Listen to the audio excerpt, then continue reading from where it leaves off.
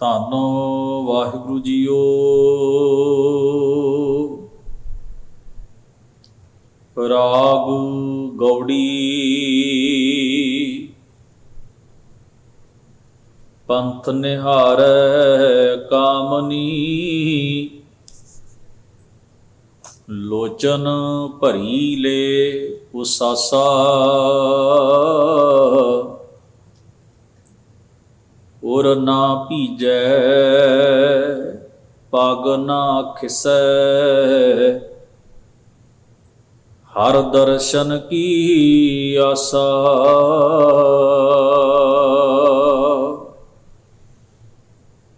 ਉਡਹੁ ਨਾ ਕਾਗਾ ਕਰੇ।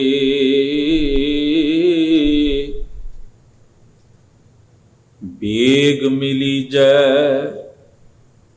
ਆਪਣੇ ਰਾਮ ਪਿਆਰੇ। ਰਹਾ ਕਹਿ ਕਬੀਰ ਜੀਵਨ ਪਦ ਕਾਰਨ। ਹਰ ਕੀ ਭਗਤ ਕਰੀਜੈ।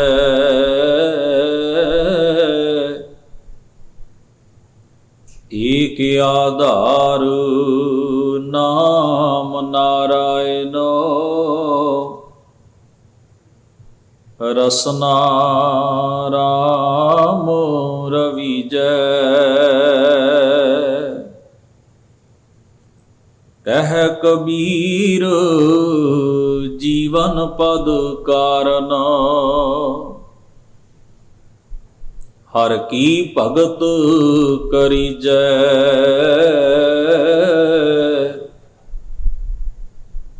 ਏਕ ਆਧਾਰ ਨਾਮ ਨਾਰਾਇਣ। ਰਸਨਾ ਰਾਮ ਰਵੀਜੈ। ਵਾਹਿਗੁਰੂ ਜੀ ਕਾ ਖਾਲਸਾ ਵਾਹਿਗੁਰੂ ਜੀ ਕੀ ਫਤਿਹ। ਪਰਮ ਸਨਮਾਨਯੋਗ ਗਰੀਬ ਨਵਾਜ ਸਤਿਗੁਰੂ ਧੰਨ ਧੰਨ ਗੁਰੂ ਗ੍ਰੰਥ ਸਾਹਿਬ ਮਹਾਰਾਜ ਜੀ ਦੇ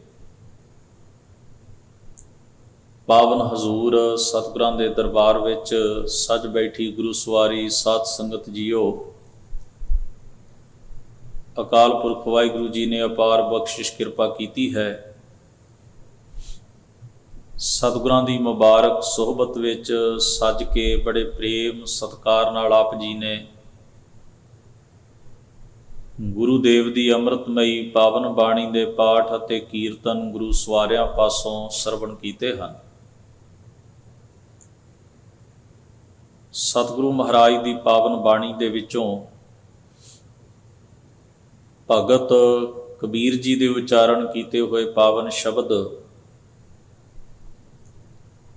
ਜਿਨ੍ਹਾਂ ਦੀ ਰੋਜ਼ਾਨਾ ਦੇ ਦੀਵਾਨਾਂ ਵਿੱਚ ਆਪਾਂ ਵਿਚਾਰ ਕਰਨ ਦਾ ਉਪਰਾਲਾ ਤੇ ਯਤਨ ਕਰ ਰਹੇ ਹਾਂ।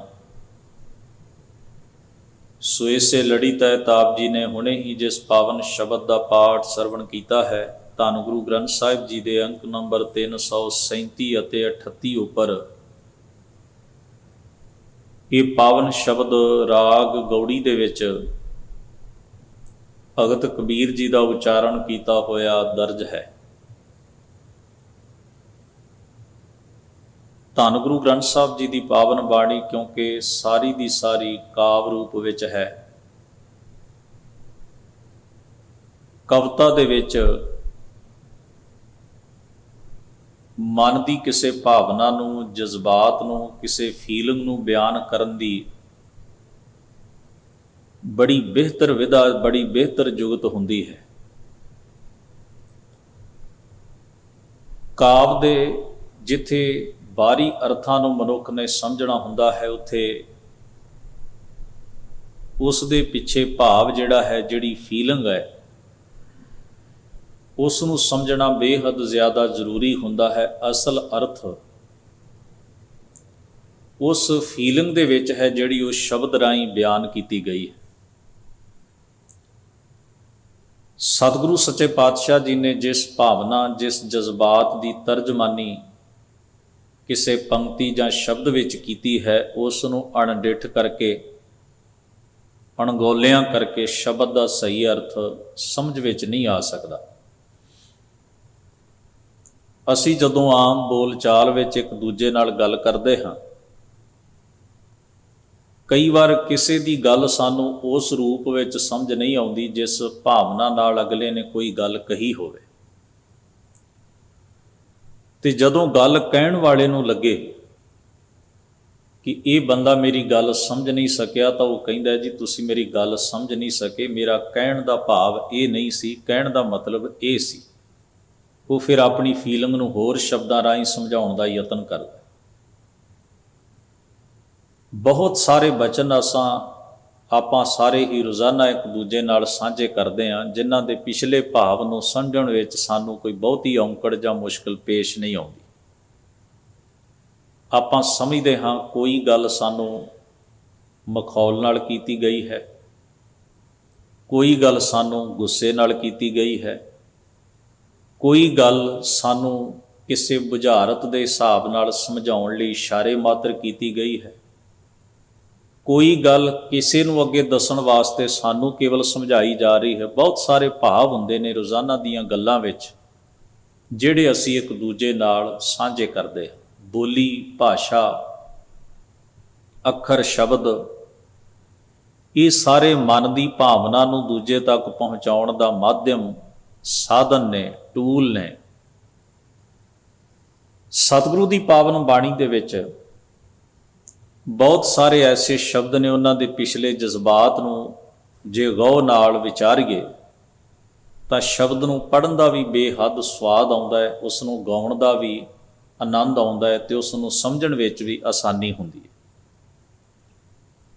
ਪੰਜਾਬ ਦੇ ਵਿੱਚ ਜਾਂ ਸਾਡੇ ਇਲਾਕੇ ਵਿੱਚ ਜਾਂ ਭਾਰਤ ਵਿੱਚ ਕਈ ਥਾਈਂ ਕੁਝ ਗੱਲਾਂ ਪ੍ਰਚਲਿਤ ਨੇ, ਕਈ ਥਾਈਂ ਕੁਝ ਗੱਲਾਂ ਪ੍ਰਚਲਿਤ ਨੇ।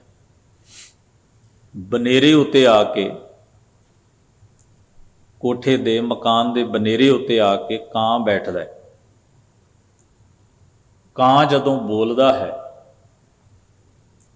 ਤਾਂ ਪਰਿਵਾਰ ਵਾਲੇ ਜਿਹੜੇ ਨੇ ਉਹਨਾਂ ਵਿੱਚੋਂ ਕੋਈ ਜੀਵ ਨੂੰ ਉਡਾਉਂਦਾ ਹੈ। ਜੇ ਤਾਂ ਉਹ ਉਡਾਇਆ ਉੱਡ ਪਵੇ ਤਾਂ ਸਮਝਿਆ ਜਾਂਦਾ ਹੈ ਕਿ ਕੋਈ ਮਹਿਮਾਨ, ਕੋਈ ਪ੍ਰਾਹੁਣਾ ਸਾਡੇ ਘਰ ਵਿੱਚ ਆਏਗਾ। ਇੱਕ ਧਾਰਨਾ ਹੈ, ਮਨ ਉਕਤੀ ਹੈ, ਲੋਕ ਉਕਤੀ ਇਹਨੂੰ ਆਪਾਂ ਕਹਿੰਦੇ। ਇਹ ਗੱਲਾਂ ਓਨੀਆਂ ਸਾਇੰਟੀਫਿਕ ਨਹੀਂ ਹੁੰਦੀਆਂ ਜਿੰਨੀਆਂ ਭਾਵਨਾਤਮਕ ਹੁੰਦੀਆਂ ਨੇ। ਇਹਨਾਂ ਦਾ ਸੰਬੰਧ ਸਾਡੀ ਭਾਵਨਾ ਨਾਲ ਹੁੰਦਾ। ਜੇ ਉਹ ਉਡਾਇਆ ਨਾ ਉੱਡੇ ਤੇ ਸਮਝਿਆ ਜਾਂਦਾ ਨਹੀਂ, ਇਹ ਵੈਸੇ ਹੀ ਬੈਠਾ ਇੱਥੇ ਬੋਲ ਰਿਹਾ ਹੈ। ਤੇ ਜੇ ਉਹ ਉਡਾਇਆ ਉੱਡ ਜਾਏ ਤੇ ਇਹ ਮੰਨਿਆ ਜਾਂਦਾ ਹੈ ਕਿ ਕੋਈ ਮਹਿਮਾਨ, ਕੋਈ ਪ੍ਰਾਹੁਣਾ ਸਾਡੇ ਘਰ ਵਿੱਚ ਆਏਗਾ।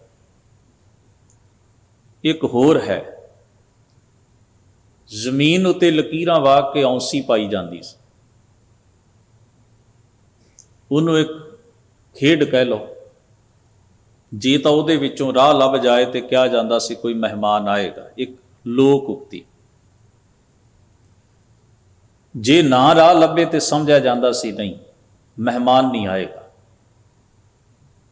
ਅਸਲ ਵਿੱਚ ਇਹ ਚੀਜ਼ਾਂ ਕਾਹਦੇ ਵਾਸਤੇ ਨੇ? ਅੰਦਰ ਇੱਕ ਖਿੱਚ ਹੁੰਦੀ ਸੀ ਵੀ ਕੋਈ ਮਹਿਮਾਨ, ਕੋਈ ਪ੍ਰਾਹੁਣਾ ਸਾਡੇ ਘਰ ਵਿੱਚ ਆਏ। ਪੁਰਾਣੇ ਸਮੇਂ ਸਨ, ਦੂਰ ਦੇ ਪੈਂਡੇ ਸਨ, ਸਾਧਨ ਕੋਈ ਨਹੀਂ ਸੀ, ਬੜੇ ਸੰਖੇਪ ਜਿਹੇ ਸਾਧਨ ਸਨ। ਕਿਸੇ ਨੇ ਪੈਦਲ ਆਉਣਾ, ਕਿਸੇ ਨੇ ਕਿਵੇਂ ਆਉਣਾ, ਬੜੇ ਔਖੇ ਪੈਂਡੇ ਤੈਅ ਕਰਕੇ ਲੋਕ ਇੱਕ ਦੂਜੇ ਤੱਕ ਜਾਂਦੇ ਸਨ। ਮਹਿਮਾਨ ਦਾ ਆਉਣਾ ਬੜਾ ਖੁਸ਼ੀ ਦਾ ਸਬੱਬ ਮੰਨਿਆ ਜਾਂਦਾ ਸੀ ਵੀ ਕੋਈ ਪ੍ਰਾਹੁਣਾ, ਕੋਈ ਮਹਿਮਾਨ ਸਾਡੇ ਘਰ ਵਿੱਚ ਆਏ। ਅੱਜ ਵਰਗੇ ਸਾਧਨ ਨਹੀਂ ਸਨ, ਮੋਬਾਈਲ, ਟੈਲੀਫੋਨ, ਚਿੱਠੀ ਪੱਤਰ ਵੀ ਬਹੁਤ ਵਿਰਲੇ ਟਾਵੇਂ ਹੁੰਦੇ ਸਨ। ਕਿਸੇ ਦੇ ਰਾਹੀਂ ਕਿਸੇ ਦਾ ਹਾਲ ਚਾਲ, ਸੁਨੇਹਾ ਸਾਨੂੰ ਮਿਲਦਾ ਰਹਿੰਦਾ ਸੀ। ਇਹੋ ਜਿਹੀ ਚੀਜ਼ ਵਿੱਚ ਇੱਕ ਖਿੱਚ ਜਿਹੜੀ ਸੀ ਉਹ ਕਿਸੇ ਦੇ ਆਉਣ ਦੀ ਸਦਾ ਹੀ ਬਣੀ ਰਹਿੰਦੀ। ਕੋਈ ਰਿਸ਼ਤੇਦਾਰ, ਕੋਈ ਪ੍ਰਾਹੁਣਾ, ਕੋਈ ਮਹਿਮਾਨ ਆਏ। ਅੱਜ ਜਿਉਂ-ਜਿਉਂ ਸਾਧਨ ਵਧੇ ਹਨ, ਹੁਣ ਕਿਸੇ ਦਾ ਆਉਣਾ ਬੜਾ ਬੋਝ ਜਿਹਾ ਲੱਗਦਾ ਹੈ ਕਿ ਸਾਡਾ ਸਮਾਂ ਖਰਾਬ ਕਰੇਗਾ, ਇਹਦੇ ਲਈ ਸਾਨੂੰ ਪ੍ਰਸ਼ਾਦਾ ਵੀ ਤਿਆਰ ਕਰਨਾ ਪਏਗਾ, ਹੋਰ ਬੜੀ ਆਓ ਭਗਤ ਕਰਨੀ ਪਏਗੀ। ਹੁਣ ਉਹ ਵਕਤ ਨਹੀਂ ਰਹੇ। ਸਾਧਨਾ ਵਿੱਚ ਸਾਡਾ ਮਨੋਰੰਜਨ ਵਧੇਰੇ ਹੁੰਦਾ। ਇਸ ਲਈ ਕਿਸੇ ਦਾ ਆਉਣਾ ਸਾਨੂੰ ਲੱਗਦਾ ਹੈ ਵੀ ਸਾਡਾ ਕੰਮ ਖਲੋਂਦਾ ਹੈ, ਸਾਡੇ ਕੰਮ 'ਚ ਰੋਕ ਪੈਂਦੀ ਹੈ, ਸਾਡੇ ਕੋਲ ਇੰਨਾ ਸਮਾਂ ਨਹੀਂ, ਦੌੜ ਭੱਜ ਜ਼ਿੰਦਗੀ ਦੀ ਹੋਰ ਤਰ੍ਹਾਂ ਦੀ ਹੋ ਗਈ ਹੈ। ਉਹਨਾਂ ਸਮਿਆਂ ਵਿੱਚ ਕੋਈ ਮਹਿਮਾਨ ਆਉਂਦਾ ਸੀ ਤੇ ਬੱਚੇ ਉਸ ਦਾ ਸਮਾਨ ਲੁਕੋ ਲੈਂਦੇ ਸਨ, ਕੱਪੜੇ ਲੁਕੋ ਲੈਂਦੇ ਸਨ ਵੀ ਤੈਨੂੰ ਜਾਣ ਨਹੀਂ ਦੇਣਾ। ਉਹਦਾ ਇੱਕ ਦਿਨ ਦਾ ਰੁਕਣਾ ਬੜੀ ਖੁਸ਼ੀ ਦੀ ਗੱਲ ਸੀ, ਤੇ ਜੇ ਉਹਨੇ ਆਉਂਦਿਆਂ ਕਹਿ ਦੇਣਾ ਵੀ ਮੈਂ 2 ਦਿਨ ਰਹਿਣਾ, ਤੇ ਖੁਸ਼ੀ ਚਾਹ ਹੋਰ ਵੀ ਸਾਰਿਆਂ ਦਾ ਵੱਧ ਜਾਂਦਾ। ਇਨਸਾਨ ਦੀ ਇਨਸਾਨ ਪ੍ਰਤੀ, ਰਿਸ਼ਤੇਦਾਰ ਦੀ ਰਿਸ਼ਤੇ ਪ੍ਰਤੀ ਇੱਕ ਆਕਰਸ਼ਣ, ਇੱਕ ਖਿੱਚ ਸੀ, ਬੜੀ ਜਜ਼ਬਾਤੀ ਕਿਸਮ ਦੀ। ਉਹ ਜਿਹੜੀ ਉਡੀਕ ਹੈ ਉਸ ਨੂੰ ਬਿਆਨ ਕਰਨ ਵਾਸਤੇ ਲੋਕ, ਜਾਂ ਜਿਹੜੀ ਅੰਦਰ ਇੱਕ ਮਹਿਮਾਨ ਦੇ ਆਉਣ ਦੀ ਤਲਬ, ਤਾਂਘ ਤੇ ਇੱਛਾ ਹੈ, ਉਸ ਨੂੰ ਲੋਕ ਇਹਨਾਂ ਚੀਜ਼ਾਂ ਦੇ ਰਾਹੀਂ ਬਿਆਨ ਕਰਦੇ ਸਨ। ਇਹਨਾਂ ਚੀਜ਼ਾਂ ਦੇ ਰਾਹੀਂ ਦੱਸਣ ਦੀ ਕੋਸ਼ਿਸ਼ ਕਰਦੇ ਸਨ ਵੀ ਕੋਈ ਪ੍ਰਾਹੁਣਾ ਆਏਗਾ, ਕੋਈ ਮਹਿਮਾਨ ਆਏਗਾ। ਕਿਤੇ ਜਾਣਾ ਹੋਰ ਵੀ ਖੁਸ਼ੀ ਦੀ ਗੱਲ ਹੁੰਦਾ ਸੀ, ਕਿਸੇ ਮਹਿਮਾਨ ਪ੍ਰਾਹੁਣੇ ਕੋਲ ਜਾਣਾ ਹੈ। ਜਿਨ੍ਹਾਂ ਨੇ ਇਸ ਮਾਹੌਲ ਨੂੰ, ਇਸ ਸਮੇਂ ਨੂੰ ਤੱਕਿਆ, ਉਹ ਇਹਨੂੰ ਬਿਹਤਰ ਸਮਝ ਸਕਦੇ। ਤੋ ਸਤਿਗੁਰੂ ਸੱਚੇ ਪਾਤਸ਼ਾਹ ਨੇ ਬਾਣੀ ਦੇ ਵਿੱਚ, ਜਿਵੇਂ ਉਹ ਕਾਂ ਬਨੇਰੇ ਉੱਤੇ ਆ ਕੇ ਬੈਠਦਾ ਹੈ ਤੇ ਬੋਲਦਾ ਹੈ, ਉਹਨੂੰ ਉਡਾਉਣ ਵਾਲਾ ਘਰ ਦਾ ਜੀ ਜਿਹੜਾ ਉਹਨੂੰ ਉਡਾਉਂਦਾ, ਜੇ ਉਹ ਉੱਡ ਜਾਏ ਤੇ ਸਮਝਿਆ ਜਾਂਦਾ ਸੀ ਵੀ ਮਹਿਮਾਨ ਆਏ। ਪਿੱਛੇ ਭਾਵਨਾ ਕੀ ਸੀ? ਬੜੀ ਤੀਬਰ ਇੱਛਾ ਕਿਸੇ ਮਹਿਮਾਨ, ਕਿਸੇ ਪ੍ਰਾਹੁਣੇ, ਕਿਸੇ ਆਪਣੇ ਦੇ ਆਉਣ ਦੀ ਹੋ। ਗਰੀਬ ਨਵਾਜ ਨੇ ਕਿਹਾ, ਸਰੀਰ ਦੇ ਇਸ ਕੋਠੇ ਦੇ ਉੱਤੇ ਵਿਕਾਰਾਂ ਦੇ ਕਾਂ ਰੋਜ਼ ਹੀ ਬੋਲਦੇ ਹਨ। ਕਦੇ ਇਸ ਸਰੀਰ ਦੇ ਵਿੱਚੋਂ ਕਾਮ ਦੀ ਆਵਾਜ਼ ਉੱਠਦੀ ਹੈ, ਕਦੇ ਕ੍ਰੋਧ ਦੀ ਆਵਾਜ਼ ਉੱਠਦੀ ਹੈ, ਕਦੇ ਲੋਭ ਦੀ ਆਵਾਜ਼ ਉੱਠਦੀ ਹੈ, ਕਦੇ ਹਉਮੈ ਦਾ ਸ਼ੋਰ ਪੈਂਦਾ ਹੈ, ਕਦੇ ਈਰਖਾ, ਦਵੈਸ਼ ਤੇ ਨਫ਼ਰਤ ਦਾ ਬੋਲ ਬਾਲਾ ਇਸ ਸਰੀਰ ਵਿੱਚ ਹਰ ਵੇਲੇ ਮੈਨੂੰ ਤੰਗ ਕਰਦਾ। ਕਾਂ ਦੀ ਆਵਾਜ਼ ਵੈਸੇ ਵੀ ਕੋਈ ਬਹੁਤੀ ਸੁਰੀਲੀ ਤੇ ਮਿੱਠੀ ਨਹੀਂ ਹੁੰਦੀ। ਉਹਦੀ ਆਵਾਜ਼ ਕੰਨਾਂ ਨੂੰ ਬੜੀ ਖਰਵੀ ਲੱਗਦੀ ਹੈ, ਬੜੀ ਬੇਸਵਾਦੀ ਹੁੰਦੀ ਹੈ, ਸੁਣਨ ਵਿੱਚ ਕੋਈ ਆਨੰਦ ਨਹੀਂ ਆਉਂਦਾ, ਡਿਸਟਰਬੈਂਸ ਤੇ ਇਰੀਟੇਸ਼ਨ ਹੁੰਦੀ,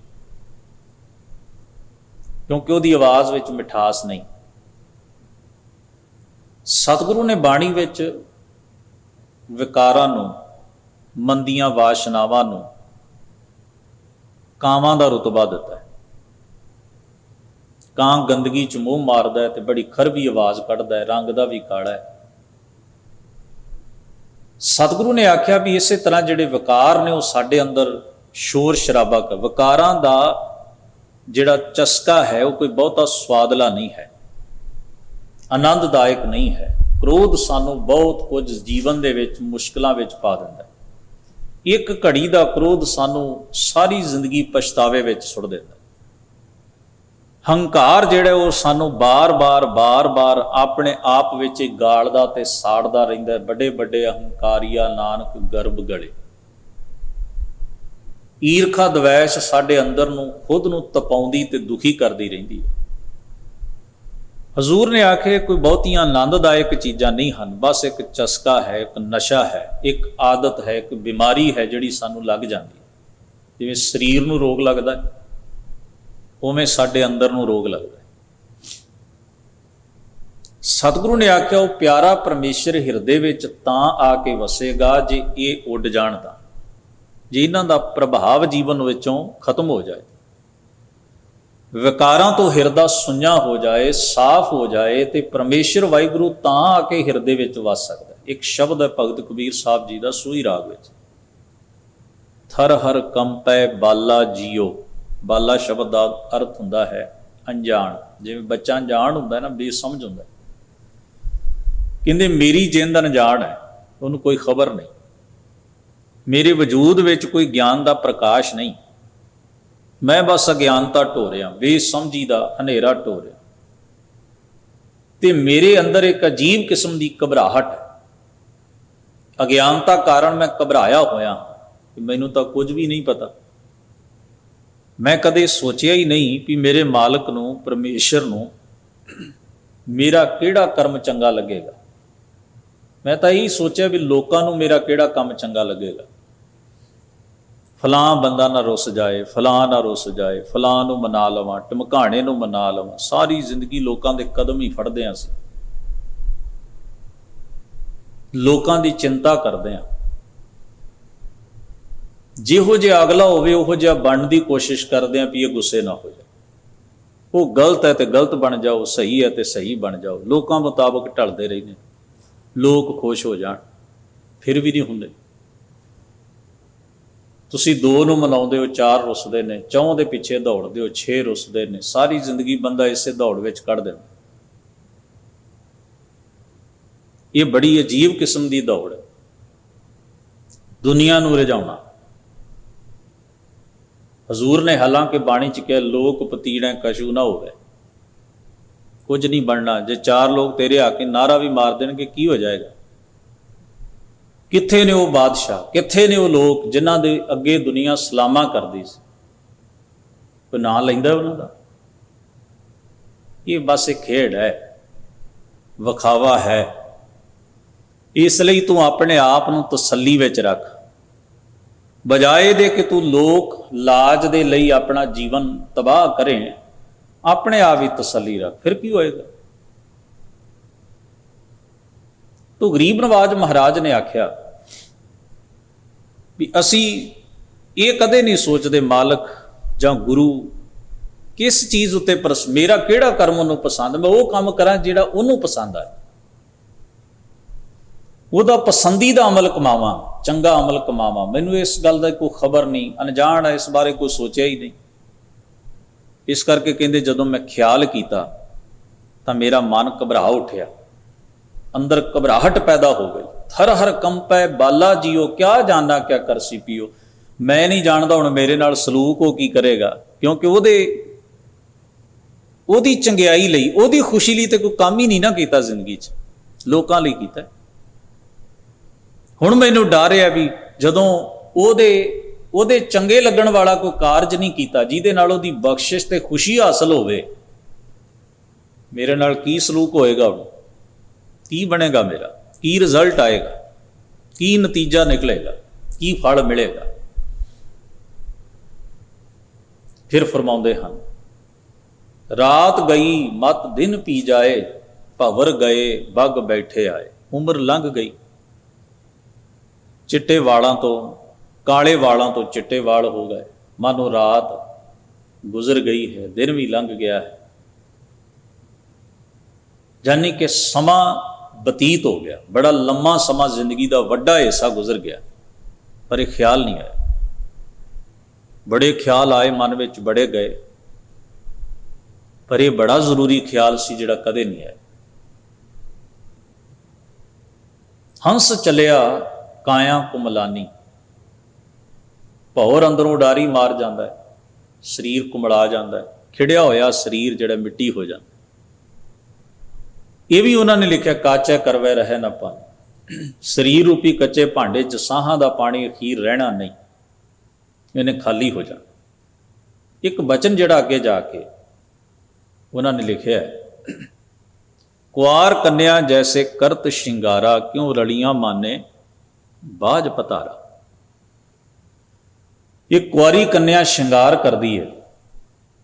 ਸਾਡੇ ਸੱਭਿਆਚਾਰ ਵਿੱਚ ਕੋਈ ਵਕਤ ਸੀ ਇਹ ਸਮਝਿਆ ਜਾਂਦਾ ਸੀ ਵੀ ਕੁਝ ਸ਼ਿੰਗਾਰ ਜਿਹੜੇ ਨੇ ਉਹ ਸੁਹਾਗਣਾ ਵਾਸਤੇ ਲਾਜ਼ਮ ਨੇ, ਕਿਉਂਕਿ ਉਹ ਤਾਂ ਇੱਕ ਰਿਲੇਸ਼ਨ ਵਿੱਚ ਹੈ, ਇੱਕ ਰਿਸ਼ਤੇ 'ਚ ਹੈ। ਤੇ ਉਹੋ ਜਿਹੇ ਹਾਵ ਭਾਵ ਬਿਨਾਂ ਪਤੀ ਤੋਂ ਕੋਈ ਔਰਤ ਵਿਖਾਉਣ ਦੀ ਕੋਸ਼ਿਸ਼ ਕਰੇ, ਉਹ ਕਿਹਨੂੰ ਵਿਖਾਉਂਦੀ ਹੈ? ਉਹਨੇ ਕਿਹਨੂੰ ਰਝਾਉਣਾ ਹੈ? ਕਿ ਉਹ ਲੋਕਾਂ ਦੀਆਂ ਨਜ਼ਰਾਂ 'ਚ ਵਾਹ ਖੱਟਣਾ ਚਾਹੁੰਦੀ? ਇਹ ਬੜੀ ਬੈਡ ਫੀਲਿੰਗ ਹੈ, ਇਹਨੂੰ ਮਾੜੀ ਫੀਲਿੰਗ ਸਮਝਿਆ ਜਾਂਦਾ ਸੀ, ਅੱਜ ਕੱਲ੍ਹ ਨਹੀਂ ਸਮਝਿਆ ਜਾਂਦਾ। ਅੱਜ ਕੱਲ੍ਹ ਤਾਂ ਹਰ ਬੰਦਾ ਆਰਕੈਸਟਰਾ ਦੇ ਵਿੱਚ ਨੱਚਣਾ ਚਾਹੁੰਦਾ ਹੈ, ਹਰ ਕੋਈ ਆਪਣੀ ਨੁਮਾਇਸ਼ ਕਰਨਾ ਚਾਹੁੰਦਾ ਹੈ। ਹੁਣ ਉਹ ਚੀਜ਼ ਨਹੀਂ ਨਾ ਰਹੀ। ਪਹਿਲਾਂ ਤੁਹਾਨੂੰ ਇਹ ਚੀਜ਼ਾਂ ਦੇਖਣ ਵਾਸਤੇ ਦੂਰ ਜਾਣਾ ਪੈਂਦਾ ਸੀ, ਸ਼ਰਮ ਲਿਹਾਜ਼ ਦਾ ਪਰਦਾ ਕੱਜ ਕੇ। ਹੁਣ ਇਹ ਚੀਜ਼ਾਂ ਸਾਡੇ ਘਰ 'ਚ ਨੇ, ਸਾਡੇ ਹੱਥ 'ਚ ਨੇ, ਬੁਰੀ ਨਹੀਂ ਲੱਗਦੀ ਕਿਉਂਕਿ ਆਮ ਹੋ ਗਈ ਇਹ ਚੀਜ਼। ਅਸੀਂ ਉਹ ਨੰਗੇਜ਼ ਆਪਣੇ ਘਰ 'ਚ ਵੇਖਦੇ ਹਾਂ, ਮਾਵਾਂ ਦਾ, ਭੈਣਾਂ ਦਾ, ਧੀਆਂ ਦਾ, ਸਾਰੇ ਇਕੱਠੇ ਹੀ ਨਾ। ਹੁਣ ਉਹ ਬੁਰਾ ਨਹੀਂ ਲੱਗਦਾ। ਹੁਣ ਸਾਨੂੰ ਲੱਗਦਾ ਨਹੀਂ ਵੀ ਕੋਈ ਚੰਬਾ ਹੋ ਰਿਹਾ, ਪਰ ਉਹਨਾਂ ਸਮਿਆਂ ਦੀ ਗੱਲ ਹੈ ਜਦੋਂ ਇਹ ਸਮਝਿਆ ਜਾਂਦਾ ਸੀ ਵੀ ਕੁਝ ਚੀਜ਼ਾਂ ਨੇ, ਚੰਗਾ ਕੱਪੜਾ ਪਾਉਣਾ, ਸੋਹਣੇ ਚੰਗੇ ਦਿਸਣਾ, ਇਹ ਸਭਨਾਂ ਦਾ ਹੱਕ ਹੈ, ਪਰ ਕੁਝ ਸ਼ਿੰਗਾਰ ਹੁੰਦੇ ਸਨ ਜਿਹੜੇ ਕਿਹਾ ਜਾਂਦਾ ਸੀ ਵੀ ਨਹੀਂ, ਇਹ ਵਿਆਹੀ ਹੋਈ ਔਰਤ ਕਰੇ ਤੇ ਜ਼ਿਆਦਾ ਬਿਹਤਰ ਹੋਏਗਾ, ਦੂਜੇ ਲਈ ਨਹੀਂ, ਉਹ ਅਜੇ ਉਮਰ ਦੇ ਉਸ ਪੜਾਅ ਵਿੱਚ ਨਹੀਂ ਹੈ। ਸਤਿਗੁਰੂ ਸੱਚੇ ਪਾਤਸ਼ਾਹ ਕਹਿੰਦੇ ਨੇ, ਪਰ ਜਿਸ ਦੀ ਆਪਣੀ ਪਤੀ ਨਾਲ ਬਣਦੀ ਨਾ ਹੋਵੇ, ਜੋ ਪਤੀ ਵਾਲੀ ਨਾ ਹੋਵੇ, ਉਹ ਜੇ ਉਹੋ ਜਿਹਾ ਸ਼ਿੰਗਾਰ ਕਰੇ ਜਿਹੜਾ ਸੁਹਾਗਣਾ ਵਾਲਾ ਸ਼ਿੰਗਾਰ ਹੈ, ਤਾਂ ਉਹ ਕਿਹਦੇ ਲਈ ਕਰ ਰਹੀ ਹੈ? ਉਹਨੇ ਕਿਹਨੂੰ ਵਿਖਾਉਣਾ ਹੈ? ਕਿ ਇਹ ਸਮਝਿਆ ਜਾਏ ਕਿ ਉਹਦੀ ਫੀਲਿੰਗ ਜਿਹੜੀ ਹੈ ਬਿਨਾਂ ਕਿਸੇ ਰਿਸ਼ਤੇ, ਬਿਨਾਂ ਕਿਸੇ ਰਿਲੇਸ਼ਨ ਤੋਂ ਹੀ ਓਪਨਲੀ ਬਾਕੀ ਸਾਰਿਆਂ ਨਾਲ ਉਹਦੀ ਸਾਂਝੀ ਹੋ ਰਹੀ ਹੈ, ਤੇ ਇਹਦਾ ਮਤਲਬ ਹੈ ਕਿ ਉਹਦੇ ਮਨ ਵਿੱਚ ਕੋਈ ਬਹੁਤੇ ਚੰਗੇ ਭਾਵ ਨਹੀਂ ਹਨ। ਉਹਨੂੰ ਹਜ਼ੂਰ ਕਹਿੰਦੇ, ਕੁਆਰ ਕੰਨਿਆ ਜੈਸੇ ਕਰਤ ਸ਼ਿੰਗਾਰਾ, ਕਿਉਂ ਰਲੀਆਂ ਮਾਨੇ ਬਾਝ ਪਤਾਰਾ। ਇੱਕ ਸ਼ਬਦ ਉਹਨਾਂ ਨੇ ਅੱਗੇ ਵਰਤਿਆ ਜਿਹੜਾ ਰਹਾਉ ਦੇ ਇਸ ਬੰਦ ਵਿੱਚ ਹਜ਼ੂਰ ਨੇ ਕਿਹਾ, ਉਹ ਵੀ ਸ਼ਬਦ ਕਬੀਰ ਸਾਹਿਬ ਦਾ ਹੈ ਤੇ ਇਹ ਵੀ ਸ਼ਬਦ ਕਬੀਰ ਸਾਹਿਬ। ਕਾਗ ਉਡਾਵਤ ਭੁਜਾ ਪਿਰਾਨੀ। ਕਿਸੇ ਪਤਨੀ ਦਾ ਪਤੀ ਵਿਦੇਸ਼ ਹੈ, ਦੂਰ ਹੈ ਕਿਤੇ, ਉਹਦੇ ਘਰ ਦੇ ਬਨੇਰੇ ਉੱਤੇ ਆ ਕੇ ਕਾਂ ਬੈਠਾ ਹੋਇਆ ਤੇ ਉਹਨੂੰ ਉਡਾਉਂਦੀ ਹੈ ਕਿ ਉੱਡ ਜਾਏ, ਤੇ ਮੈਂ ਇਹ ਉਹਦੇ ਜਜ਼ਬਾਤ ਦੀ ਤਰਜਮਾਨੀ ਹੈ ਵੀ ਸ਼ਾਇਦ ਮੇਰਾ ਪਤੀ, ਮੇਰਾ ਪਿਆਰਾ ਮੇਰੇ ਘਰ ਆ ਜਾਏ, ਉਹਦਾ ਸਫ਼ਰ ਮੁੱਕ ਜਾਏ। ਹੁਣ ਕਾਂ ਨੂੰ ਉਡਾਉਣਾ, ਕਾਂ ਦੀ ਜਿੱਦ ਹੈ, ਉੱਡੇ ਉੱਡੇ ਨਾ ਉੱਡੇ ਨਾ ਉੱਡੇ, ਭਾਵੇਂ ਜਿੰਨਾ ਮਰਜ਼ੀ ਰੌਲਾ ਪਾਈ ਜਾਏ। ਉਹ ਕਹਿੰਦੇ ਨੇ, ਭਗਤ ਕਬੀਰ ਸਾਹਿਬ ਕਹਿੰਦੇ, ਕਾਂ ਉਡਾਉਂਦਿਆਂ ਉਡਾਉਂਦਿਆਂ ਭੁਜਾ ਬਾਂਹ ਨੂੰ ਕਹਿੰਦੇ ਨੇ। ਪਿਰਾਨੀ ਦਾ ਮਤਲਬ ਪੀੜ ਨਾਲ ਭਰ ਜਾਣੀ, ਥੱਕ ਜਾਏ ਨਾ ਜਦੋਂ ਬਾਂਹ ਤੇ ਪੀੜ ਹੋਣ ਲੱਗ ਜਾਂਦੀ ਹੈ। ਕਹਿੰਦੇ ਕਾਂ ਉਡਾਉਂਦਿਆਂ ਉਡਾਉਂਦਿਆਂ ਮੇਰੀ ਬਾਂਹ ਥੱਕ ਕੇ ਪੀੜ ਨਾਲ ਚੂਰ ਚੂਰ ਹੋ ਗਈ। ਕਹੋ ਕਬੀਰ ਇੱਕ ਕਥਾ ਸਿਰਾਨੀ। ਜ਼ਿੰਦਗੀ ਬਤੀਤ ਗਈ ਕਾਂ ਉਡਾਉਂਦਿਆਂ, ਪਰ ਕਾਂ ਉੱਡ ਨਹੀਂ ਰਹੇ। ਕ੍ਰੋਧ ਨਾਲ ਲੜਦਿਆਂ ਜ਼ਿੰਦਗੀ ਲੰਘ ਗਈ, ਹੰਕਾਰ ਨਾਲ ਲੜਦਿਆਂ ਵੀ ਕਿਸੇ ਤਰ੍ਹਾਂ ਇਹਨਾਂ ਦਾ ਹੱਲ ਹੋ ਜਾ, ਨਹੀਂ ਹੋਇਆ। ਨਾ ਇਹ ਉੱਡੇ ਤੇ ਨਾ ਪਿਆਰਾ ਖਸਮ ਮੇਰੇ ਘਰ ਵਿੱਚ ਆਇਆ। ਜਿੰਦ ਉਸ ਬਾਝੋਂ ਲੋਚ ਲੋਚ ਕੇ ਤੜਫਦੀ ਹੋਈ, ਜ਼ਿੰਦਗੀ ਦਾ ਸਮਾਂ ਬਿਤਾ ਗਈ ਵਿਹਾਗ। ਭਗਤ ਜੀ ਦੇ ਅੰਦਰ ਦੀ ਇਸ ਪੀੜਾ ਨੂੰ, ਇਸ ਵੇਦਨਾ ਨੂੰ ਅਸੀਂ ਉਹਨਾਂ ਦੇ ਸ਼ਬਦਾਂ ਦੀ ਗਹਿਰਾਈ ਵਿੱਚ ਜਾ ਕੇ ਹੀ ਸਮਝ ਸਕਦੇ ਹਾਂ। ਇਹ ਕੋਈ ਸਧਾਰਨ ਸ਼ਬਦ ਨਹੀਂ ਹਨ। ਇਹ ਜਜ਼ਬਾਤ, ਇਹ ਫੀਲਿੰਗ ਕੋਈ ਆਮ ਨਹੀਂ ਹੈ। ਇਹ ਇੱਕ ਵੇਦਨਾ ਹੈ ਜਿਹਨੂੰ ਜਾਣਨਾ ਤੇ ਮੰਨਣਾ ਪਰਮੇਸ਼ਰ ਦੇ ਪਿਆਰ ਵਾਲੇ ਦੇ ਹਿੱਸੇ ਵਿੱਚ ਆਇਆ। ਤਾਂ ਇੱਥੇ ਉਹ ਫਰਮਾਉਂਦੇ ਨੇ, ਉੱਡੋ ਨਾ, ਆਪਾਂ ਸ਼ਬਦ ਕਰਦੇ ਕਰੋ ਨਾ, ਜਾਓ ਨਾ, ਇਹ ਅਸੀਂ ਪਿਆਰ ਵਸ ਹੋ ਕੇ ਕਰਦੇ ਹਾਂ। ਇੱਕ ਤਾਂ ਨਾ ਸ਼ਬਦ ਵਰਤਿਆ ਜਾਂਦਾ ਵੀ ਨਾ ਕਰੋ, ਵੀ ਨਾ ਕਰੋ ਇਹ ਕੰਮ, ਨਾ ਜਾਓ ਉੱਥੇ, ਇਹ ਨਾ ਵਾਚਕ ਸ਼ਬਦ ਹੈ ਕਿਸੇ ਨੂੰ ਰੋਕਣ ਲਈ। ਇੱਕ ਹੁੰਦਾ ਕੋਈ ਕੰਮ ਕੋਈ ਕਰੇ ਪਿਆਰ ਵਸ, ਆਪਾਂ ਕਹਿੰਦੇ ਕਰੋ ਨਾ ਇਹ ਕੰਮ, ਜਾਓ ਨਾ। ਕੁਝ ਥਾਵਾਂ ਤੇ ਸ਼ਬਦ ਨਾ ਮਗਰ ਵਰਤਿਆ ਜਾਂਦਾ ਤੇ ਉਹਨੂੰ ਬੋਲਣ ਦੀ ਟੋਨ ਇਹੋ ਜਿਹੀ ਹੁੰਦੀ ਹੈ ਵੀ ਉਹਨੂੰ ਅਗਲੇ ਨੂੰ ਫੋਰਸ ਕੀਤਾ ਜਾਂਦਾ ਪਿਆਰ ਨਾਲ ਵੀ ਇਹ ਕਰੋ।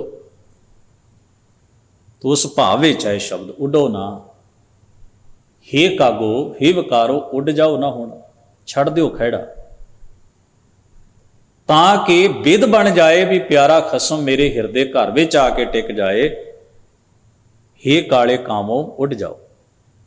ਬੇਗ ਮਿਲੀ ਜਾਏ ਆਪਣੇ ਰਾਮ ਪਿਆਰੇ। ਬੇਗ ਦਾ ਅਰਥ ਹੈ ਛੇਤੀ, ਤਾਂ ਕਿ ਸਾਹ ਨਿਕਲਣ ਤੋਂ ਪਹਿਲਾਂ ਪਹਿਲਾਂ ਮੈਨੂੰ ਮਾਲਕ ਦੇ ਹੋਣ ਦਾ ਅਹਿਸਾਸ ਹੋ ਜਾਏ। ਮੇਰੇ ਕੋਲ ਸਮਾਂ ਨਹੀਂ ਹੈ, ਜ਼ਿੰਦਗੀ ਬੜੀ ਤੇਜ਼ੀ ਨਾਲ ਲੰਘ ਰਹੀ ਹੈ, ਸਮਾਂ ਬੜੀ ਰਫ਼ਤਾਰ ਨਾਲ ਅੱਗੇ ਲੰਘ ਰਿਹਾ ਹੈ, ਗੁਜ਼ਰ ਰਿਹਾ ਹੈ। ਬੜੀ ਛੇਤੀ ਮੈਂ ਆਪਣੇ ਪਿਆਰੇ ਪਰਮੇਸ਼ਰ ਮਹਿਬੂਬ ਦੇ ਨਾਲ ਮਿਲ ਲਵਾਂ, ਉਹਦਾ ਅਹਿਸਾਸ ਕਰ ਲਵਾਂ, ਉਹਦੇ ਨਾਲ ਇੱਕ ਸੁਰ ਹੋ ਜਾਵਾਂ। ਬਾਬਾ ਫਰੀਦ ਸਾਹਿਬ ਜੀ ਨੇ ਆਪਣੇ ਸ਼ਲੋਕਾਂ ਵਿੱਚ ਵੀ ਕਾਵਾਂ ਦਾ ਇਹ ਬਿੰਬ ਪ੍ਰਤੀਕ ਵਰਤਿਆ। ਹਾਲਾਂਕਿ ਅਸੀਂ ਗਿੱਝੇ ਹੋਏ ਹਾਂ ਫੋਟੋਆਂ ਦੇ, ਫੋਟੋ ਬਣਾ ਲਈ ਤੇ ਕੰਮ ਸਰ ਗਿਆ ਸਾਡਾ। ਜਿੱਥੇ ਬਾਬਾ ਫਰੀਦ ਸਾਹਿਬ ਮਹਾਰਾਜ ਫਰਮਾਉਂਦੇ ਨੇ, ਆਪਾਂ ਉਹਨਾਂ ਦੇ ਸ਼ਲੋਕ ਵਿਚਾਰੇ ਨੇ, ਉੱਥੇ ਆਪਾਂ ਇਹ ਗੱਲ ਸਮਝਣ ਦੇ ਯਤਨ ਤੇ ਕੋਸ਼ਿਸ਼ ਕੀਤੀ। ਕਾਗਾ ਚੂੰਡ ਨਾ ਪਿੰਜਰਾ, ਬਸੈ ਤਾਂ ਉੱਡ ਰਜਾ ਹੈ। ਜਿਤ ਪਿੰਜਰੇ ਮੇਰਾ ਸ਼ੌ ਵਸੈ, ਮਾਸ ਨਾ ਤਿੱਦੂ ਖਾਏ। ਫਿਰ ਇੱਕ ਜਗ੍ਹਾ ਦੇ ਉੱਤੇ ਉਹਨਾਂ ਨੇ ਫਰਮਾਇਆ ਹੈ, ਇਹ ਦੋਏ ਨੈਣਾ ਮਤ ਛੋਹ ਫਿਰ ਦੇਖਣ ਕੀਆ। ਤੇ ਦੋਏ ਨੈਣ ਅਸੀਂ ਆ ਫੋਟੋ ਬਣਾਉਣ ਵਾਲੇ ਨੇ ਬਣਾ ਲਈ, ਉਹਨੇ ਕਿਹੜਾ ਸ਼ਲੋਕ ਦੇ ਅਰਥ ਪੜ੍ਹਨੇ ਸਨ ਤੇ ਨਾ ਖਰੀਦਣ ਵਾਲੇ ਨੇ ਪੜ੍ਹਨੇ ਸਨ। ਬਾਣੀ ਨੂੰ ਅਸੀਂ ਬੜਾ ਸਸਤੇ ਮੁੱਲ ਵਿੱਚ ਇਵੇਂ ਡਿਫਾਈਨ ਕਰ ਲਿਆ। ਕਿਹੜੇ ਦੋ ਨੇਤਰ ਨੇ ਜਿਨ੍ਹਾਂ ਤੋਂ ਬਿਨਾਂ ਵਾਹਿਗੁਰੂ ਦੀ ਹੋਂਦ ਦਾ ਅਨੁਭਵ ਨਹੀਂ ਹੁੰਦਾ। ਗੁਰੂ ਦਾ ਗਿਆਨ ਇੱਕ ਚਸ਼ਮ ਹੈ, ਇੱਕ ਅੱਖ ਹੈ, ਤੇ ਯਕੀਨ ਦੂਜੀ ਅੱਖ ਹੈ। ਜਿਸ ਕੋਲ ਯਕੀਨ ਨਹੀਂ ਉਹ ਗਿਆਨ ਦੇ ਹੰਕਾਰ 'ਚ ਜੀਂਦਾ ਹੈ। ਜਿਹਦੇ ਕੋਲ ਗਿਆਨ ਨਹੀਂ ਉਹਦਾ ਵਿਸ਼ਵਾਸ ਅੰਧ ਭਗਤੀ ਬਣ ਜਾਂਦਾ ਹੈ। ਅੰਨਾ ਵਿਸ਼ਵਾਸ ਉਹਨੂੰ ਕੁਰਾਏ ਪਾ ਦਿੰਦਾ। ਉਹ ਕਰਮਕਾਂਡ ਬਥੇਰੇ ਕਰਦਾ ਹੈ ਪਰ ਉਹਨੂੰ ਸਮਝ ਕੁਝ ਨਹੀਂ ਆਉਂਦਾ ਵੀ ਮੈਂ ਕਿਉਂ ਕਰਨਾ। ਦੋ ਅੱਖਾਂ ਨੇ, ਗਿਆਨ ਤੇ ਸ਼ਰਧਾ। ਇਹ ਬਚੀਆਂ ਰਹਿ ਜਾਣ ਤਾਂ ਸਮਝੋ ਮਨੁੱਖ ਸੰਪੂਰਨ ਹੈ। ਵਾਹਿਗੁਰੂ ਦੇ ਦੀਦਾਰ ਉਹਨੂੰ ਅਵੱਸ਼ ਹੋਣਗੇ। ਖੈਰ ਗਰੀਬ ਨਵਾਜ਼ ਪਾਤਸ਼ਾਹ ਜੀ ਫਰਮਾਉਂਦੇ ਨੇ ਆਰੰਭ ਦੇ ਵਾਕ ਵਿੱਚ, ਪੰਥ ਨਿਹਾਰੈ ਕਾਮਨੀ। ਪੰਥ ਰਾਹ ਨੂੰ ਕਹਿੰਦੇ ਨੇ। ਨਿਹਾਰੈ ਦਾ ਮਤਲਬ ਹੁੰਦਾ ਹੈ ਪ੍ਰੇਮ ਨਾਲ। ਇੱਕ ਸ਼ਬਦ ਹੁੰਦਾ ਹੈ ਵੇਖਣਾ। ਵੇਖਣ ਦੇ ਕਈ ਲਹਿਜ਼ੇ ਨੇ। ਜਿਵੇਂ ਬੋਲਣ ਦੀ ਵੱਖਰੀ ਵੱਖਰੀ ਟਿਊਨ ਹੁੰਦੀ ਹੈ ਨਾ, ਬੋਲਣ ਤੋਂ ਆਪਾਂ ਅੰਦਾਜ਼ਾ ਲਾ ਲੈਂਦੇ ਬੰਦੇ ਦੇ। ਸ਼ਬਦ ਉਹੀ ਨੇ। ਕਿਸੇ ਦੀ ਚੀਜ਼ ਗਵਾਚ ਗਈ ਜਾਂ ਕਿਸੇ ਨੂੰ ਪਤਾ ਨਹੀਂ ਲੱਗ ਰਿਹਾ ਕੋਈ ਕੰਮ, ਤੇ ਦੂਜਾ ਉਹਨੂੰ ਕਹਿੰਦਾ ਖਲੋ ਜਾ ਮੈਂ ਤੈਨੂੰ ਦੱਸਦਾ। ਬੜੀ ਸਧਾਰਨ ਜੀ ਟੂਨ 'ਚ ਉਹਨੇ ਕਿਹਾ। ਇਹਦਾ ਮਤਲਬ ਹੈ ਵੀ ਉਹ ਹੈਲਪ ਕਰਨ ਆ ਰਿਹਾ। ਉਹ ਕਹਿੰਦਾ ਮੈਂ ਖਲੋ ਜਾ 1 ਮਿੰਟ, ਤੂੰ ਕਾਹਲਾ ਨਾ ਪੈ, ਮੈਂ ਤੈਨੂੰ ਦੱਸਦਾ। ਇੱਕ ਬੰਦਾ ਕੋਈ ਕੰਮ ਵਿਗਾੜ ਰਿਹਾ ਤੇ ਦੂਜੇ ਨੇ ਕਿਹਾ ਖਲੋ ਦੱਸਦਾ ਤੈਨੂੰ। ਇਹਦਾ ਮਤਲਬ ਹੈ ਉਹਨੇ ਗੁੱਸੇ 'ਚ ਕਿਹਾ ਵੀ ਮੈਂ ਆਉਣਾ ਤੇ ਤੇਰੇ ਨਾਲ ਨਜਿੱਠਦਾ, ਜੋ ਤੂੰ ਕਰ ਰਿਹਾ ਸਹੀ ਨਹੀਂ ਕਰ ਰਿਹਾ। ਸ਼ਬਦ ਉਹੋ ਹੀ ਨੇ। ਬੋਲਣ ਵਾਲੇ ਦੀ ਟਿਊਨ ਦੋ ਤਰ੍ਹਾਂ ਦੀ ਹੈ। ਉਹਦੇ ਲਹਿਜ਼ੇ ਤੋਂ ਅੰਦਾਜ਼ਾ ਲੱਗੇਗਾ ਤੁਹਾਨੂੰ। ਬੋਲਣ ਦਾ ਲਹਿਜ਼ਾ ਜਿਹੜਾ ਹੈ, ਉਹਦੀ ਟੂਨ ਜਿਹੜੀ ਹੈ, ਕਿ ਉਹ ਬੰਦਾ ਗੁੱਸੇ ਨਾਲ ਕਹਿ ਰਿਹਾ ਕਿ ਜਾਂ ਮਦਦ ਕਰਨ ਵਾਸਤੇ ਆਉਣ ਦੀ ਗੱਲ ਕਹਿ ਰਿਹਾ ਕਿ ਮੈਂ ਤੈਨੂੰ ਦੱਸਦਾ ਜਾਂ ਨਜਿੱਠਦਾ ਤੇਰੇ ਨਾਲ। ਦੋਵਾਂ ਉਹ ਜਿਹੜੀ ਟੂਨ ਹੈ ਉਹ ਡਿਫਾਈਨ ਕਰੇਗੀ ਵੀ ਬੰਦੇ ਦਾ ਅਰਥ ਕੀ ਹੈ ਕਹਿਣ ਦਾ। ਜਿਵੇਂ ਬੋਲਣ ਦਾ ਤਰੀਕਾ ਹੈ ਨਾ, ਸੁਣਨ ਦੇ ਵੀ ਵੱਖਰੇ ਵੱਖਰੇ ਲਹਿਜ਼ੇ, ਇਸੇ ਤਰ੍ਹਾਂ ਵੇਖਣ ਦਾ ਵੀ ਤਰੀਕਾ। ਤੁਸੀਂ ਸਧਾਰਨ ਵੇ ਵਿੱਚ ਵੇਖਦੇ ਹੋ, ਦਿਨ ਵਿੱਚ ਤੁਰੇ ਜਾਂਦੇ ਹੋ, ਚੀਜ਼ਾਂ ਵੇਖਦੇ ਹੋ, ਕਿਸੇ ਚੀਜ਼ ਨੂੰ ਖੜ ਕੇ ਵੇਖਦੇ ਹੋ, ਇਹ ਕੀ ਹੈ ਚੀਜ਼। ਤੁਹਾਡੇ ਅੰਦਰ ਕੋਈ ਸਵਾਲ ਪੈਦਾ ਵੀ ਇਹ ਚੀਜ਼ ਕੀ ਹੈ। ਤੁਹਾਡੇ ਅੰਦਰ ਹੈਰਾਨੀ ਹੋਈ ਕਿਸੇ ਚੀਜ਼ ਨੂੰ ਵੇਖ ਕੇ, ਉੱਥੇ ਵੇਖਣ ਦੀ ਤੁਹਾਡਾ ਨਜ਼ਰੀਆ ਹੋਰ ਹੋਏ। ਤੁਸੀਂ ਗੁੱਸੇ ਨਾਲ ਵੀ ਵੇਖਦੇ ਹੋ ਕਈਆਂ ਵੱਲ, ਉੱਥੇ ਤੁਹਾਡਾ ਚਿਹਰੇ ਦਾ ਭਾਵ ਬਦਲ ਜਾਂਦਾ ਹੈ ਤੇ ਅੱਖ ਦਾ ਦ੍ਰਿਸ਼ਟੀਕੋਣ ਬਦਲ ਜਾਂਦਾ। ਬੱਚਾ ਘਰ 'ਚ ਖੇਡ ਰਿਹਾ ਜਾਂ ਕਿਸੇ ਨੂੰ ਤੁਸੀਂ ਉਡੀਕ ਰਹੇ ਹੋ ਤੇ ਉਹਦਾ ਰਾਹ ਤੁਸੀਂ ਤੱਕ ਰਹੇ ਹੋ। ਮਾਂ ਜਦੋਂ ਆਪਣੇ ਬੱਚੇ ਨੂੰ ਖੇਡਦਿਆਂ ਹੋਇਆਂ ਵੇਖਦੀ, ਬੱਚਾ ਮਸਤ ਹੈ ਆਪਣੀ ਖੇਡ ਵਿੱਚ ਔਰ ਬੜਾ ਚੰਗਾ ਲੱਗ ਰਿਹਾ ਉਹਨੂੰ ਰਿੜਦਿਆਂ ਖੇਡਦਿਆਂ ਵੇਖ ਕੇ, ਤੇ ਮਾਂ ਉਹਨੂੰ ਟਿਕ ਟਿਕੀ ਲਾ ਕੇ ਵੇਖਦੀ। ਉਹਨੂੰ ਨਿਹਾਰਨਾ ਕਹਿੰਦੇ। ਨਿਹਾਰਨਾ। ਆਪਣੀ ਬੋਲੀ 'ਚ ਜਿਹੜਾ ਸਵਾਦ ਹੁੰਦਾ ਉਹ ਸਾਰੀ ਉਮਰ ਦੂਜੀ 'ਚੋਂ ਨਹੀਂ ਆ ਸਕਦਾ। ਜਿਹੜਾ ਬੋਲੀ ਦੇ ਵਿੱਚ ਜਿਹੜਾ ਰਸ ਹੈ, ਜਿਹੜਾ ਸਵਾਦ ਹੈ,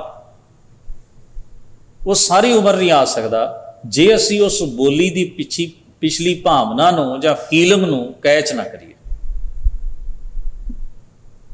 ਪਤਨੀ ਜਿਹੜੀ ਉਹ ਰਾਹ ਨਿਹਾਰ ਰਹੀ ਹੈ ਕਿ ਪਤੀ ਨੇ ਆਉਣਾ ਹੈ, ਤੇ ਉਹ ਗੁੱਸੇ ਨਾਲ ਨਹੀਂ ਵੇਖਦੀ ਰਾਹ ਨੂੰ, ਨਾ ਹੀ ਨਫ਼ਰਤ ਨਾਲ ਵੇਖਦੀ ਹੈ। ਉਹ ਨਿਹਾਰ ਰਹੀ ਹੈ ਉਸ ਰਸਤੇ ਨੂੰ ਬੜੇ ਪਿਆਰ ਤੇ ਉਤਸੁਕਤਾ ਵੈਰਾਗ ਦੇ ਵਿੱਚ ਤੱਕ ਰਹੀ। ਉਹ ਜਿਹੜੀ ਤੱਕਣੀ ਉਹਨੂੰ ਨਿਹਾਰਨਾ ਕਿਹਾ ਭਗਤ ਕਬੀਰ ਜੀ ਮਹਾਰਾਜ। ਪੰਥ ਨਿਹਾਰੈ ਕਾਮਨੀ ਲੋਚਨ ਭਰੀ ਲੈ। ਅੱਖਾਂ ਵਿੱਚ ਪਾਣੀ ਹੈ ਵੈਰਾਗ ਦਾ। ਵਿਛੋੜਾ ਅੰਦਰੋਂ ਤਕਲੀਫ ਦਿੰਦਾ ਤੇ ਅੱਖਾਂ 'ਚ ਪਾਣੀ ਆ ਗਿਆ। ਅੱਖਾਂ ਭਰੀਆਂ ਹੋਈਆਂ ਹਨ ਅਥਰੂਆਂ ਦੇ ਨਾਲ, ਪਾਣੀ ਦੇ ਨਾਲ, ਤੇ ਉਹ ਬੜੇ ਸਹਜ ਭਾਵ ਤੇ ਪ੍ਰੇਮ ਵੈਰਾਗ ਨਾਲ ਉਸ ਰਸਤੇ ਨੂੰ ਤੱਕ ਰਹੀ ਹੈ। ਇੱਕ ਸ਼ਬਦ ਹੋਰ ਉਹਨਾਂ ਨੇ ਵਰਤਿਆ, ਉਸਾਸਾ। ਉਸਾਸ ਦਾ ਮਤਲਬ ਹੁੰਦਾ ਹੌਕਾ ਲੈਣਾ, ਉੱਭਾ ਸਾਹ ਲੈਣਾ। ਜਦੋਂ ਤੁਹਾਡੇ ਅੰਦਰ ਦਾ ਵੈਰਾਗ ਤੁਹਾਡੇ ਤੋਂ ਥੰਮਿਆ ਨਾ ਜਾਏ, ਅੱਖਾਂ 'ਚ ਪਾਣੀ ਆ ਜਾਏ ਤੇ ਤੁਹਾਨੂੰ ਹੌਕਾ ਆਉਂਦਾ ਹੈ, ਤੁਹਾਡਾ ਸਾਹ ਉੱਭਾ ਹੁੰਦਾ ਹੈ, ਤੁਹਾਡੇ ਸਾਹਾਂ ਦੀ ਰਫ਼ਤਾਰ ਨਾਰਮਲ ਨਹੀਂ ਰਹਿੰਦੀ, ਤੇ ਉਸ ਵੇਲੇ ਤੁਸੀਂ ਜਿਹੜੀ ਉਤਸੁਕਤਾ ਦੇ ਨਾਲ ਸਾਹ ਲੈਂਦੇ ਹੋ ਉਹਨੂੰ ਉਸਾਸ ਕਹਿੰਦੇ, ਉੱਭਾ ਸਾਹ। ਫਿਰ ਕਹਿੰਦੇ ਨੇ ਉਰਨਾ ਭੀਜੈ, ਰਾਹ ਤੱਕਦਿਆਂ ਤੱਕਦਿਆਂ ਉਹਦਾ ਹਿਰਦਾ ਰੱਜਦਾ ਨਹੀਂ, ਉਹ ਵੇਖੀ ਜਾ ਰਹੀ ਟਿਕ ਟਿਕੀ ਲਾ। ਪੱਗ ਨਾ ਖਿਸੈ, ਤੇ ਉਹ ਪੈਰ ਵੀ ਉੱਥੋਂ ਨਹੀਂ ਹਿਲਾਉਂਦੇ ਕਿ ਮੈਂ ਉੱਥੋਂ ਆਸੇ ਪਾਸੇ ਹੋ ਜਾਵਾਂ, ਚਲੀ ਜਾਵਾਂ। ਪੈਰ ਜਮਾ ਕੇ ਧਰਤੀ ਦੇ ਉੱਤੇ ਇੱਕ ਜਗ੍ਹਾ ਤੇ ਖੜ ਕੇ ਐਨ ਰਸਤੇ ਨੂੰ ਟਿਕ ਟਿਕੀ ਲਾ ਕੇ ਨਿਹਾਰਦਿਆਂ, ਅੱਖਾਂ 'ਚ ਪਾਣੀ ਹੈ, ਉੱਭੇ ਸਾਹ ਆਉਂਦੇ ਹਨ, ਮਨ ਉਹਦਾ ਰੱਜਦਾ ਨਹੀਂ, ਉਸ ਰਾਹ ਨੂੰ ਤੱਕੀ ਜਾ ਰਹੀ। ਉਰ ਨਾ ਭੀਜੈ ਪੱਗ ਨਾ ਖਿਸੈ। ਭਗਤ ਕਬੀਰ ਜੀ ਮਹਾਰਾਜ ਕਹਿੰਦੇ ਹਰ ਦਰਸ਼ਨ ਕੀ ਆਸ। ਸਮਝੋ ਵੀ ਮੇਰੇ ਅੰਦਰ ਇਹੋ ਜਿਹੀ ਫੀਲਿੰਗ ਹੈ, ਇਹੋ ਜਿਹਾ ਜਜ਼ਬਾਤ ਹੈ, ਇਹੋ ਜਿਹੀ ਭਾਵਨਾ ਹੈ ਆਪਣੇ ਪਿਆਰੇ ਪਰਮੇਸ਼ਰ ਪ੍ਰਤੀ, ਮੈਨੂੰ ਵੀ ਉਹਦਾ ਦੀਦਾਰ ਹੋ ਜਾਏ। ਮੇਰੇ ਅੰਦਰ ਇਸ ਤਰ੍ਹਾਂ ਦੀ ਉਤਸੁਕਤਾ ਭਰੀ ਉਡੀਕ ਹੈ, ਇਤਨਾ ਐਕਸਾਈਟਡ ਹਾਂ ਮੈਂ ਅੰਦਰੋਂ। ਉਹ ਜਿਹੜੀ ਫੀਲਿੰਗ ਹੈ, ਇਸ ਤਰ੍ਹਾਂ ਦੀ ਫੀਲਿੰਗ ਵਾਹਿਗੁਰੂ ਅਕਾਲ ਪੁਰਖ ਦੇ ਪ੍ਰਤੀ ਮੇਰੇ ਹਿਰਦੇ ਵਿੱਚ। ਫਿਰ ਫਰਮਾਉਂਦੇ ਨੇ